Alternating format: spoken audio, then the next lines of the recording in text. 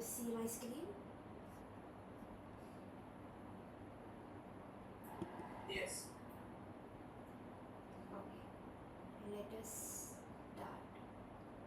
So, hello, welcome everyone to this line follower session of ours. My name is Anam Raza and I'm from Team TechInfinity, and I'll be conducting this session, and thank you for everyone for joining this session. So, let us get started. So before we start, I'm going to show you a small video so that we know that what we're actually going to start with.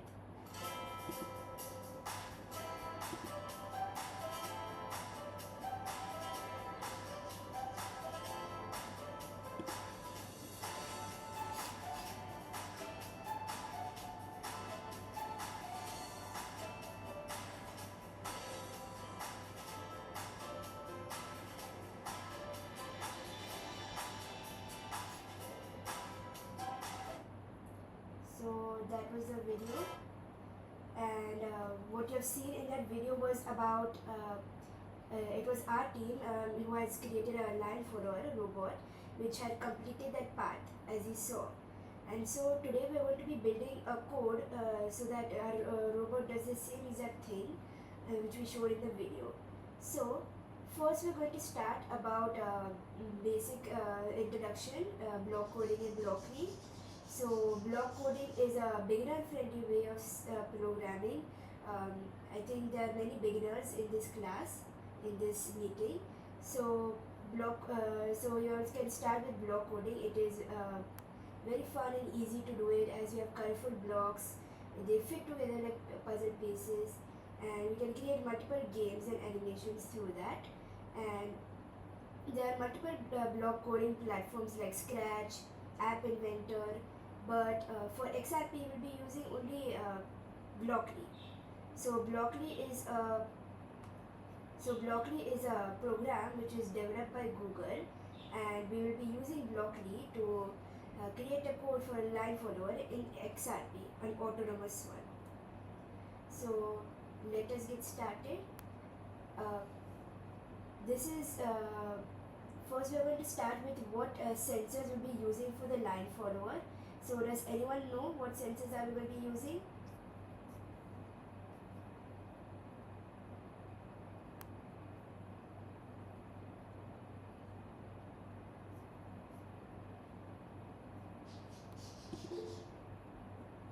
Yes, please tell me. We are using a reflected sensor. Yes, that is correct. We'll be using reflected sensor, and these reflected sensors, it basically tells us how much light is reflecting off a surface. So if a surface is white, that means a reflected sensor, it will reflect more light, and so the readings will be high. And if the surface is black, that means black absorbs most of the light. We have studied that in school. So it means that the readings will be low because it won't reflect much light. So the range of reflected sensor is between 0 and 1. It can go into decimal values. It is an analog input. And for XRP we have two reflected sensor. One is the left one and the other is right. And so based on the value shown by the sensors, we can build a line follower. So for the line follower, I'm going to be telling you about the basic logic that we'll be using for the line follower. I've already told you that black reflects less light and white reflects the most amount of light. So based on this, we can find a line follower. We can make a line follower in this. So we have to first place our XRP in between, with a black line in between the two sensors. As you can see in this picture over here, this robot, not an XRP, it is being kept between the line between these two sensors. And if both the sensors are equal distance from the black line, it's gonna read the same value, because if it's not on the black, then it's going to be on the white. So if it is on the white surface, it will be reading the same value, which is close to 1.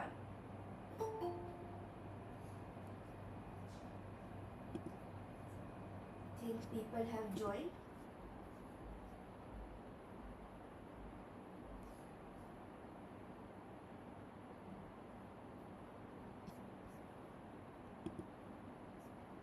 Yes. So,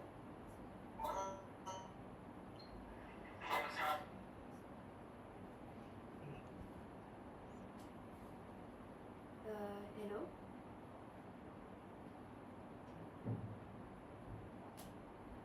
Yes, you can continue. Okay. So, this is the basic logic for XRP that we will be using. And yeah, one more thing, if the value decreases, that means it's going closer to the black line. As close as it gets, it will decrease the value. So let us, we are going to be using a P controller, which is a small part of the bigger version known as PID, which is proportional, integral and derivative. From that we'll be only doing the P controller, which is known as the proportional controller. So this is a definition of the P controller. You all can read this, and based on a defined error, it means that if we are the robot, then we would like to have it such as if we have a small error, like if our robot is deviating not a lot, deviating, then it should fix it by with a small amount of correction. But if our error is large, then it must fix it with a large amount of this correction.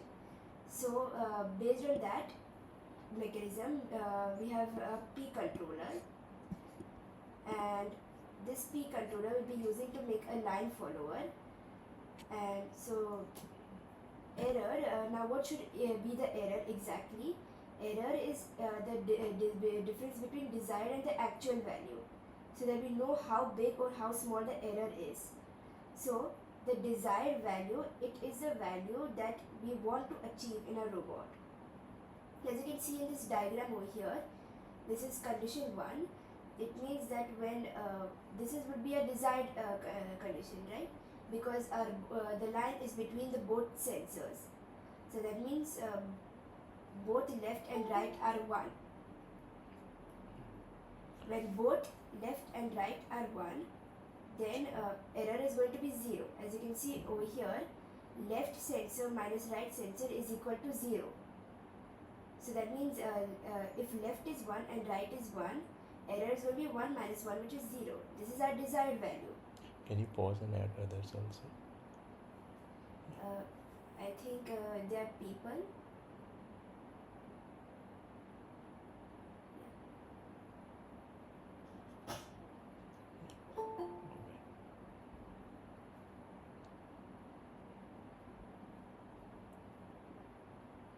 Okay, let us continue. The error is the difference between left sensor minus right sensor. So which is 0 in a desired condition. But when our condition is not desired, whatever robot is achieving going to turn a turn, then error won't be 0, because in this condition, as you can see over here, the left sensor, it is on the white, and right sensor, it is on black. So 1 minus 0 is 1. This is an error, and a robot needs to correct based upon the error.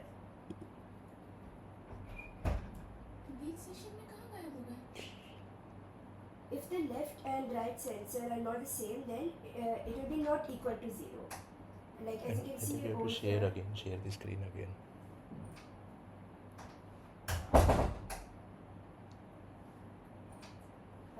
Can you all see my screen?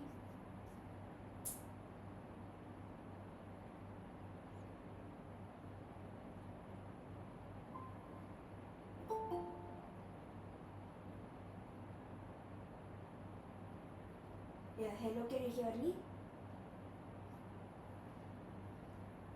Yeah, share the screen now. Okay, let me share my screen.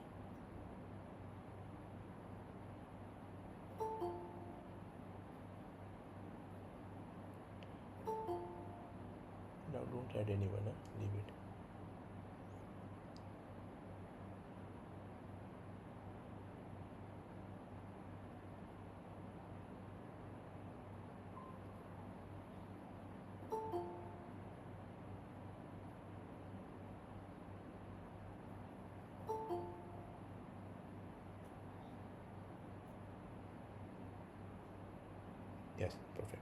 Okay, so can you see my screen? I think we can start from the P controller.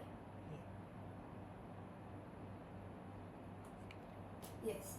So the first condition was that if the left sensor is 1, that means on the white, and the right sensor is also 1. So that means our error is going to be 1 minus 1. As you can see over here, left sensor minus right sensor. This is our formula for finding the error. And 1 minus 1 is 0. So error would be 0. That is our desired value. Right? Desired minus actual. So desired value is going to be 0 for us. Are you on mute? Anam, we can't hear you. Say it again. Hello, now can you hear me?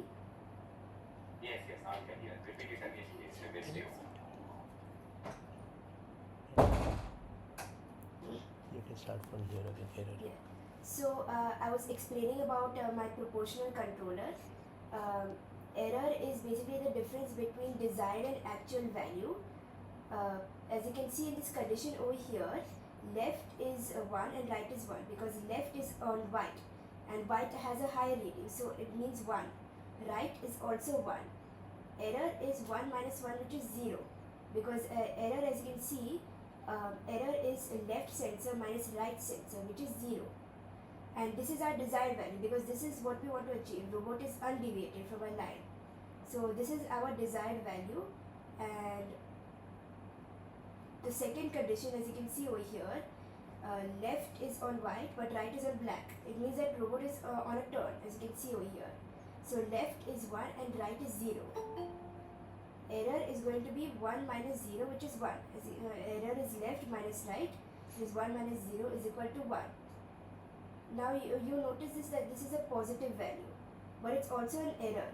It is a big error, and robot needs to find a correction for this error. And similarly for the other case, where left is 0 and right is 1, it means that 0 minus 1, it is minus 1. This is a negative value. So as you see over here, so that means that if the line is going towards the right, it means it's going towards a positive value. Whereas line going towards left, it's coming as a negative value, as you can see through these cases.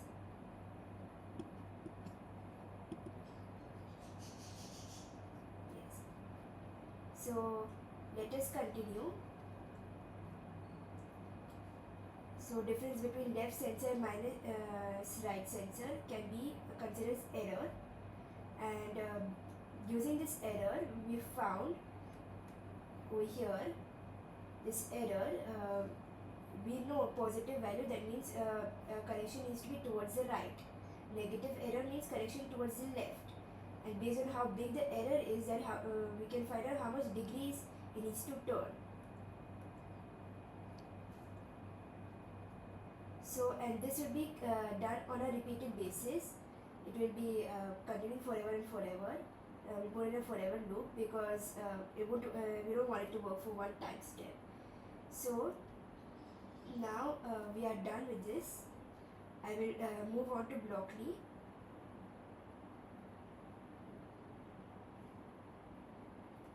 So first in Blockly we are supposed to create a new file known as Blockly.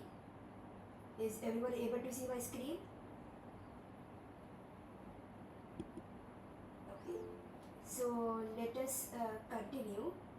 First of all, we need to start our code with something. Nikita has a question.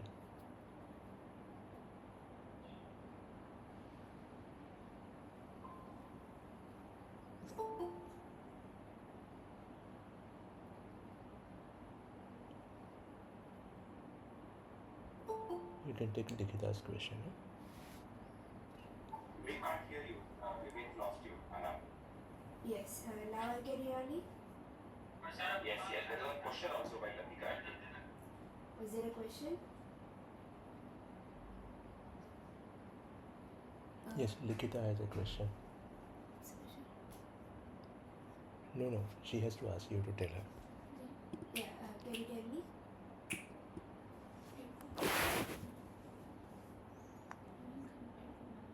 Can you tell me the question?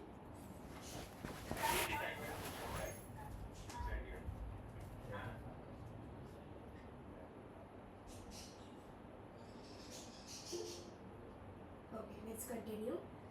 Must be mistaken. Go ahead. Let's continue. We need to start our code with something. What we can do, we can start it with a wait for button press. Go ahead. Left one. Again, you are muted. What we can do, we can start our code with something known as a wait for button press. It means that when the button will be pressed on XRP, then it should initiate this code. And like I said during the slides, this must be in a forever loop. So if you go to loops, we have a repeat until user button. You can see it means that it should repeat whatever is inside until this button is pressed again. And so we have a basic one over here. We have a wait for button press and a repeat. Everyone is clear till here? Okay, let us continue with our code. What we have seen in the slide, we have seen an error, and we have seen an error. So let's quickly make a variable known as error.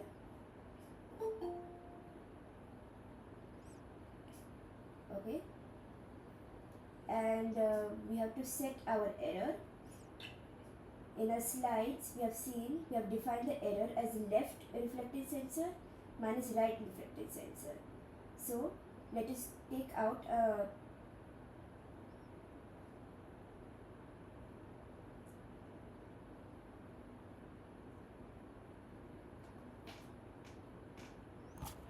Refresh.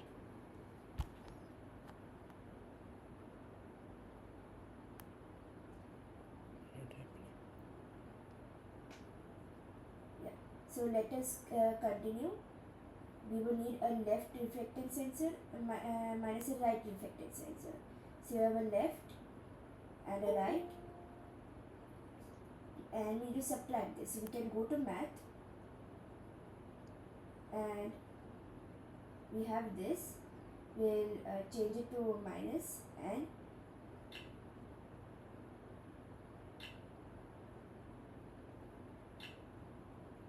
as you can see, error is equal to left minus right reflecting sensor.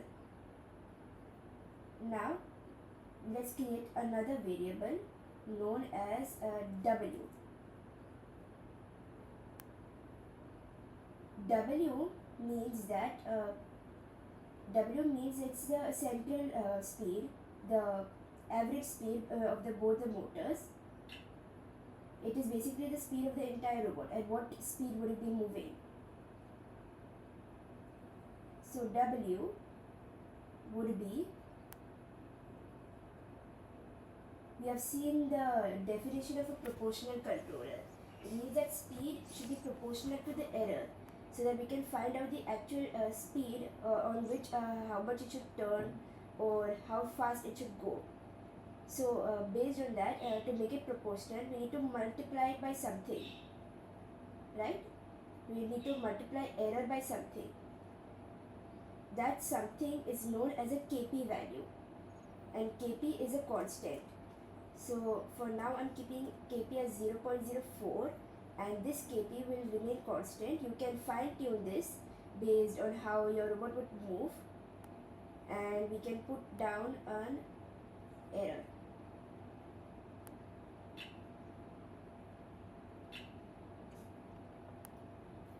Is it clear to hear, everyone? Okay, let us continue. We need now we need this speed converted into two different speeds, one for left and one for right. Right, so we'll create two more variables known as WL and WR.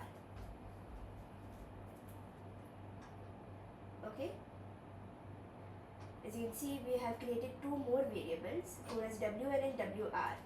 This will be the speeds of the individual motors. between. So we have set WL and set WR, and let us also keep another variable known as a max speed.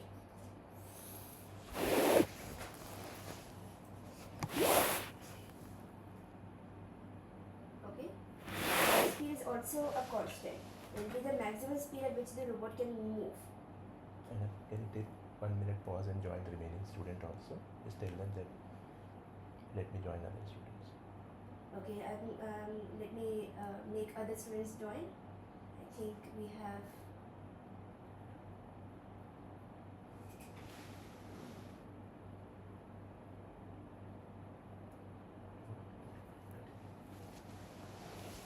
Okay, fine, let us continue.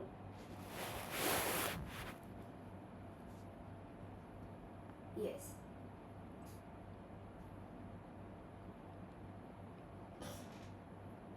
So let us continue.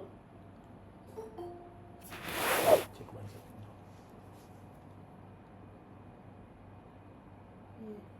I'm just going to check if more people are going to join.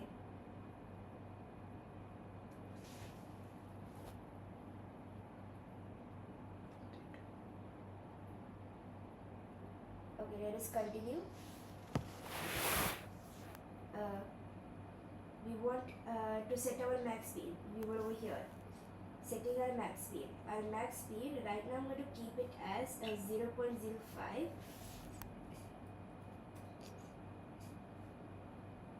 Okay, we can change this later on, as the actual max speed of an XRP is 1. The range between motors is -1 to 1, but right now we're keeping it 0.5. Let's keep it. And we can, and your team can change this later on if we ever require to. And WL and WR, we want to have this speed converted into 2 speeds. Hence, if this is the average speed, then we should add and subtract the values of this speed, right? So what we can do, we can have our max speed, and we can add our max speed with our W that we have over here. As you can see, max speed and W.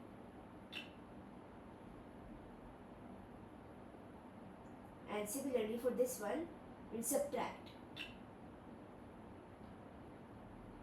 max speed minus W.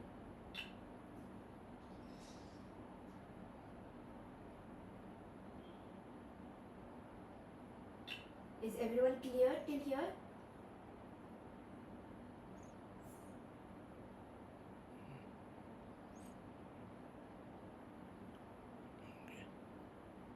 Okay, let us continue. The last thing remaining over here is that we have to actually set our motor velocities. We have to change this to WL and change this to WR, and we are done with our line follower code. So the 3 criterias what we have seen in the slide, let us test if our code works with these 3 criteria. First criteria, what we have seen over here was that if the robot was standing undeviated, if it was like that means our left would be 0 and our right would also be, left means 1 and right also 1, sorry, because it is on white and white reflects most amount of light. So left is 1 and right is 1. So our error would be 1 minus 1, which is 0, right? And W would also be 0, and WL would be 0.5, and WR would also be 0.5. 0.5 plus 0, 0.5 minus 0, which means both our sensors are equal. If both our motors are equal, sorry. If both our motors are equal, that means robot should be moving straight. Our XRP should be moving straight. So this first criteria is done. Our code works with the first criteria. Let us move on to the second criteria. The second criteria is that if it is approaching a turn towards the right. If our robot is approaching a turn towards the right, that means left should be 1 because it is on the right side of the field, and right should be 0 as it is on the line. So 1 minus 0, it is 1, right? 1 minus 0 is 1, and 0.4, this will be remain same, 0.04, and if we add the 0.5 plus 0.04, and over here we're subtracting. So don't you think that left wheel would be greater than the right wheel? If that is so, if the left wheel is greater than the right wheel, that means our code would be correct, because if it is moving, left is moving faster than right, then it must be turning towards the right. So that means it will be turning towards the right, which is what we want because our turn is towards the right. So our code does the second criteria also, so that is also good. Now let us move on to the third criteria of our code. This third criteria would be when the turn is towards the left. So when the turn is towards the left, our left reflectance would be 0 because it is on the line, and minus right reflectance. Right reflectance is on 1. So 0 minus 1, it will be minus 1. And if we multiply that by 0.04, we'll get minus 0.04. And so that means these signs will be inverted. This will become minus and this will become plus. So that means right will go faster than left. If right goes faster than left, then it takes a turn towards the left, which is what we want because our turn is towards the left. So it does the third criteria as well. So does this mean our code does all the 3 criteria and our code is working perfectly?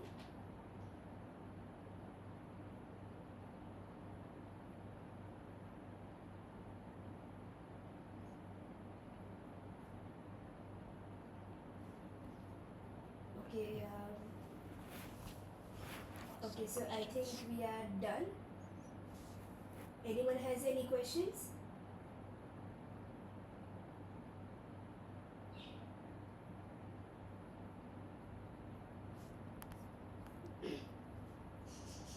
Has everyone understood till here clearly?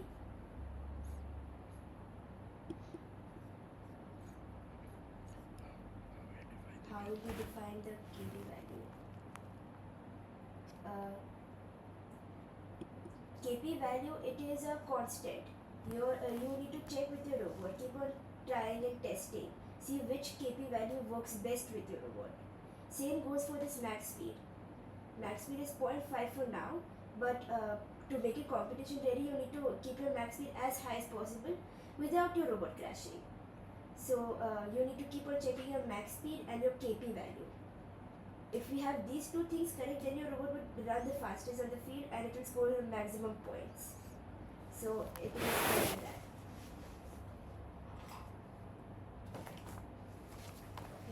Okay. Any more questions?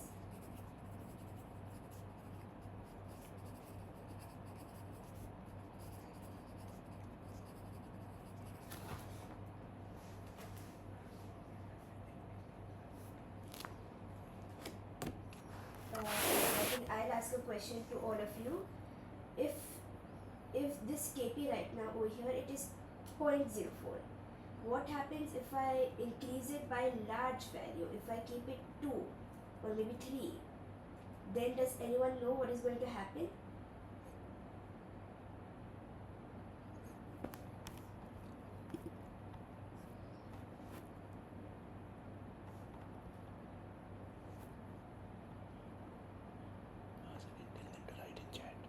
You all can write your answers in the chat or you all can speak verbally.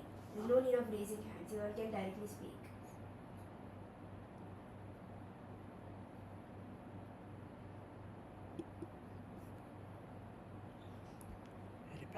My question is that this KP over here, it was 0.04. I've kept it as that. But if I increase this KP by a very large value, if I make it 3, then what is going to happen?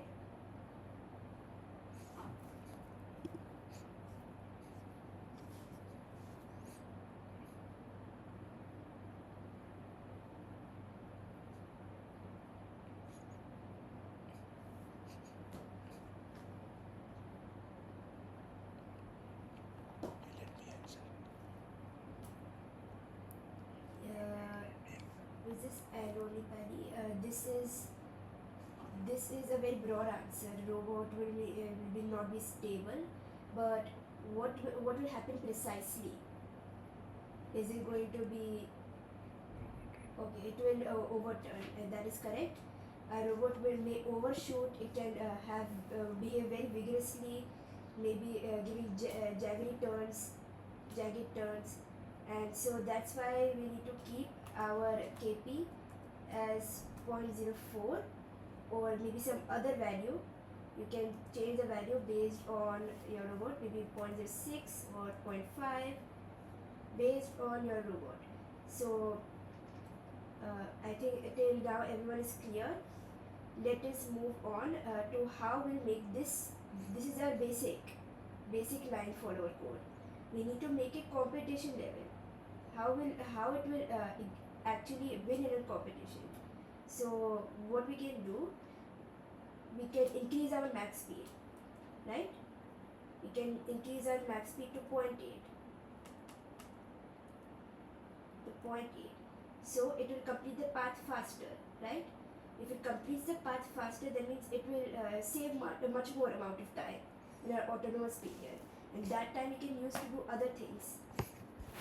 But we cannot keep it to the maximum limit as 1, because if we keep it as 1, then what is going to happen is that it will be adding W to already maxed out value, right? It will add value to an already maxed out value. So it will start to crash or maybe overshoot. So we cannot keep it at an maximum value. Can keep it at 0.9, but still there's a very risky chance that something like this will happen. But I'll tell you one trick. We can fix this problem too. What we can do, we can add a clamp to WL and WR. We can add a clamp to it. A clamp would be that we can use a clamp by using logic. We'll use an if statement for our clamp. Now this clamp would be used so that our value W and WR, it does not exceed max speed and it does not exceed minus max speed. So if we have 2 conditions, then we would be needing 2 ifs, right? Now if our WN, if it is going beyond max speed, so we would need to be having this and going greater. If this is going greater than our max speed,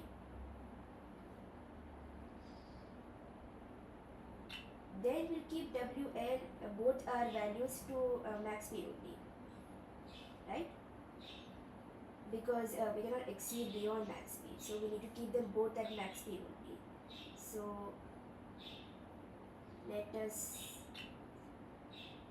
have WL and WR both as max speed.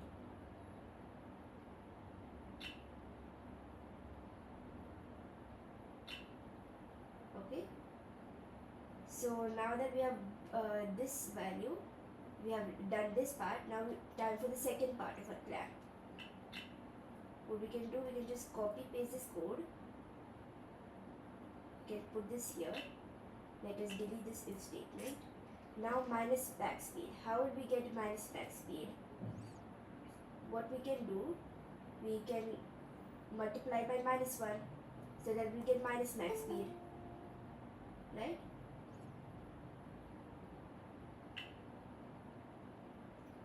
Put this inside this, then it becomes -1.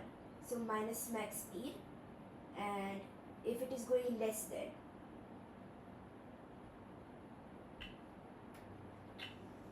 this value, so then it means that it should be at minus max speed. So let us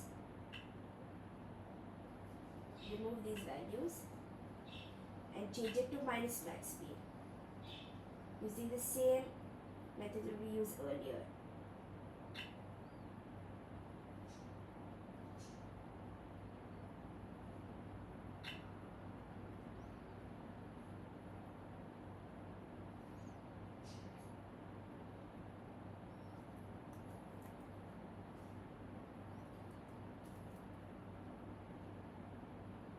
This, and then if we join this, so this is our clamp ready. Our clamp needs to be before setting our wheel velocity, and we are done with this clamp. So now it may go faster. You all can add some other tricks to this code to make this move faster and more smoother, because if it goes faster and sometimes fail, then it would be great for your competitions. So that's why we need to keep in mind we should have a robot move fast, but it should always succeed. It shouldn't fail. A robot. We need to make our code that perfect. Okay, so now that we are done with the code, let us go back to our slides, see what is remaining. This is our arena. As you can see over here, this is the arena that we'll be using in the competition. Now, as you've seen in the arena, there are these turns. Over here, as you can see over here, there are these turns. And in these turns, both left and right reflecting sensor, they will be both 0. They're both on black. So what will the robot know how to do? Because if both are 0, that means error is also going to be 0. 0 minus 0 is equal to 0. So it can't move forward. Otherwise, it's going to go and not do its thing. This is a question. This one. Do we have a question? No, here.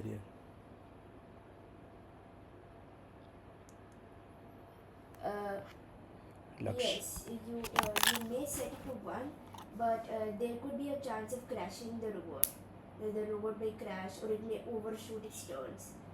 You can try one, you can test it out, see if it doesn't work, then you can decrease the value. Right?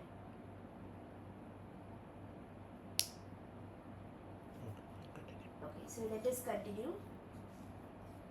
What we'll be using, how to fix this problem.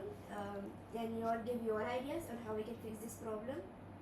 Where if both the right and left reflecting sensor, it becomes 0.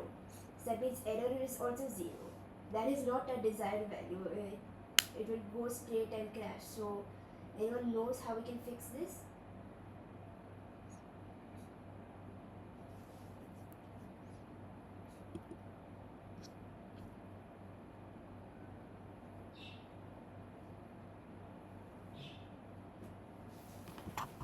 Does anyone know how to fix this? Nobody. Okay, so I think I'll tell you the answer. What we can do is that we can use a checkpoint system. So when these two, when you can say if left and right both are less than 0.1, right? Because absolute 0 is impossible. What we can use is that less than 0.1. And so if that happens, that means it has reached a checkpoint. It has achieved a turn. It has reached a turn. So that what we can do, we can manually set our velocities to make it have a right angle turn. So it is going to turn this way. So this would be our checkpoint 1, checkpoint 2, checkpoint 3, checkpoint 4, then to the school, checkpoint 5, checkpoint 6, checkpoint 7, checkpoint 8, checkpoint 9, and towards the parking, checkpoint 10. So like this. You can have another variable called as checkpoint, and you can keep a track of how many checkpoints are done. and based on how many checkpoints are done, you all can find out where to turn or what to do. For example, at checkpoint 1, it is supposed to turn right. At checkpoint 2, it is supposed to turn left. Checkpoint 3, it must turn 180 degrees towards this way. So like this, you all can find out your checkpoint system. This is the checkpoint system. I've explained it to you. And anyone has any questions related to these checkpoints?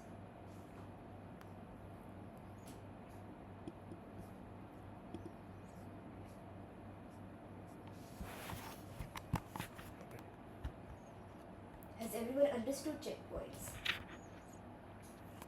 Okay, that's great. One question.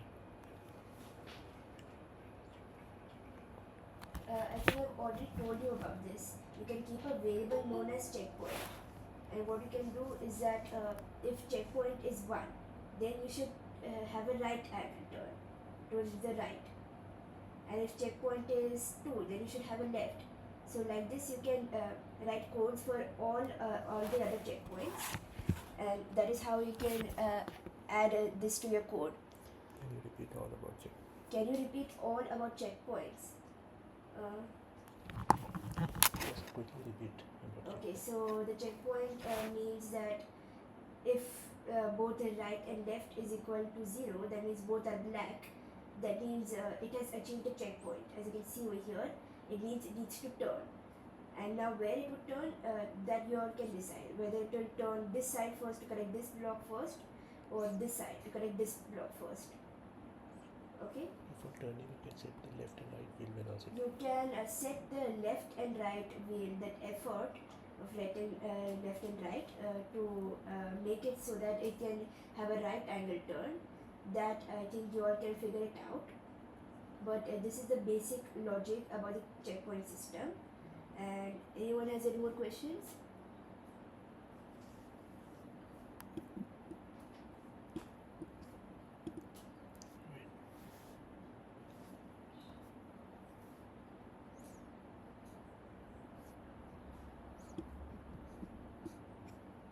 Where we can put the checkpoint block?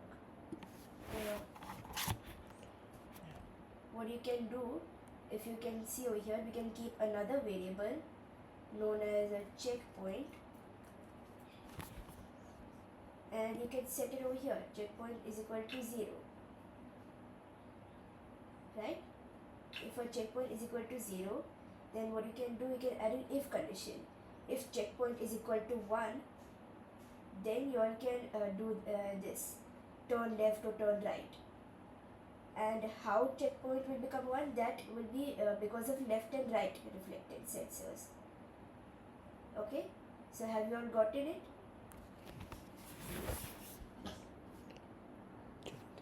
Okay, so I think we are done with this session. Sorry, I didn't got it. What I'm trying to say is that checkpoint, you all need to define it. You can define it at the start. Wait for button press, you all can define it over here. Checkpoint is equal to 0. Okay, and then in your code you can say that if left and right both are 0 or close to 0, maybe less than 0.1, then you can write checkpoint, add 1 to our checkpoint, like that. And now then you can add another if condition. If our checkpoint is 1, then you should turn left or right, whatever direction your code needs to go.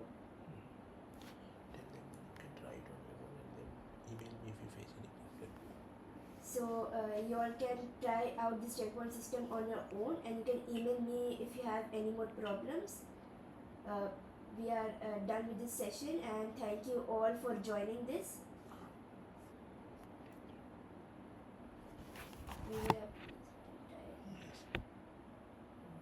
You have to you can do it like that, or if you find another way, more efficient one than this checkpoint that I have over here, you can try it out. There's no need to follow this exactly. You can try out your own things. Okay, so are we done with the session?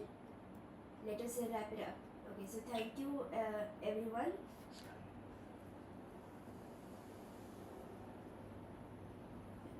Thank you everyone for joining our session. Please follow us on Instagram, Facebook and YouTube. And thank you everyone. Have a great evening.